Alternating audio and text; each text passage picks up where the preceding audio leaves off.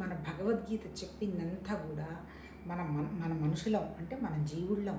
మనం మారి మన స్వభావాన్ని మార్చుకొని ఎంత హ్యాపీగా ఉండాలనేటువంటి విషయంగా ప్రపంచంలో ఉన్న మానవాళికి అందరికీ చెప్పింది. కేవలం భారతదేశంలో ఉన్న మనకే కాదు, మన ప్రపంచంలో ఉన్న ప్రతి మనిషి దగ్గర ఉన్నది మనసే. అన్ని సమస్యలకి కారణం మనసుని ఎలా దాన్ని నడిపించుకోవటమో తెలియకపోవటమే కారణం. ఏ సమస్య అన్నా తీసుకోండి.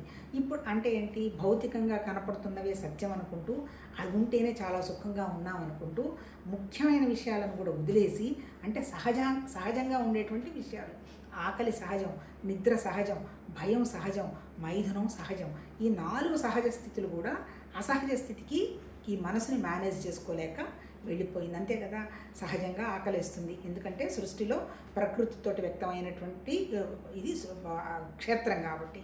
మరి ఇప్పుడు మనకేమైపోయింది, ఆకలి లేదు. ఆ తర్వాత ఇంకోటి ఏంటి, నిద్ర లేదు. ఎందుకు, పగలు పనిచేయటం లేదు, రాత్రి పనిచేస్తున్నాము, పగలు చేయటం లేదు. ఎప్పుడైతే అదైపోయిందో ఆకలి నిద్ర, తర్వాత దానికి ఎప్పుడైతే పగలు రాత్రి తేడా లేకుండా అయిపోయిందో లైఫ్ డీలింగ్ కూడా, అంటే భార్యాభర్తలు సుఖంగా ఉందాం అనేటువంటి విషయంలో కూడా మేబీ జారిపోయినారేమో నాకు తెలియదు. 4వది వచ్చేంటి, వీటన్నిటి వల్ల ఏమైపోతుంది అంటే భయం అండ్ ఇన్సెక్యూరిటీ కొంచెం ఉంది. ఆ ఇన్సెక్యూరిటీ ఏ స్థితికి వచ్చేసింది, ఇప్పుడు డబ్బుంటేనే కంఫర్టబుల్గా ఉంటాము అనేటువంటి స్థితికి వచ్చేసారు. ఈ ఇన్సూరెన్సులు, ఆ తర్వాత ఈ మెటీరియల్గా ఫెసిలిటీస్, ఇవన్నీ డబ్బుకు సంబంధించి అయిపోయింది. అసలు మనం ఆరోగ్యంగా ఉంటే ఇన్సూరెన్స్ ఎందుకు అంటే భయం అనమాట.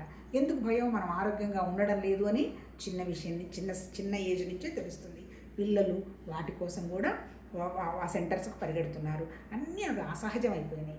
అసలు నిజంగా మన భగవద్గీతలో కనుక మనం సరిగా అర్థం చేసుకుంటే అసహజం లేదు, సహజంగా మనం ఎలా జీవిస్తామో, ఎలా హ్యాపీగా ఉంటామని చెప్పడం జరిగింది. ఇప్పుడు ఏంటి, క్షేత్రజ్ఞ విభాగం అనేటువంటి 13వ చాప్టర్లో ఏం చెప్పాడు, ఈ క్షేత్రం అంటే ప్రకృతిలో నుంచి వ్యక్తమైంది, పంచభూతాలు అంటే నేల, నీళ్లు, అగ్ని, వాయువు, ఆకాశ లక్షణాలు శరీరానికి ఉన్నాయి. వాటితో పాటు మనసు, బుద్ధి, అహంకారం ఉంది.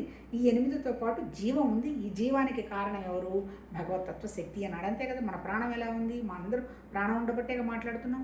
మరి ఎన్ని ఇన్సూరెన్సులు ఉన్నా ఏమున్నా వాళ్ళు నేను ఈ ప్రాణాన్ని ఇన్నాళ్ళు నిలబెడతామని ఎవరైనా చెప్పగలిగే స్థితులు ఉన్నారా, ఏమీ లేరు. అంటే ఏంటి, ఇదంతా ఒక ప్రకృతి. మరి ఈ ప్రకృతికి వచ్చినటువంటి ప్రాబ్లం ఏంటి, ఇది 3 గుణాలతో నడుస్తుంది.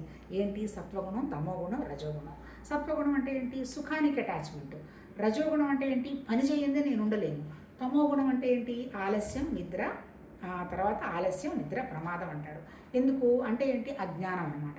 అంటే ఇప్పుడు మన స్థితి నిజం చెప్పాలంటే ప్రపంచంలో మనం అందరం కూడా తమోగుణ స్థితిలోనే ఉన్నట్టు లెక్క. చేసిన తప్పే చేసుకుంటూ పోవడం. ఆ తర్వాత రసం లేదు జీవితంలో. ఏదో డబ్బు ఉంటేనే రసం అనుకుంటున్నాం.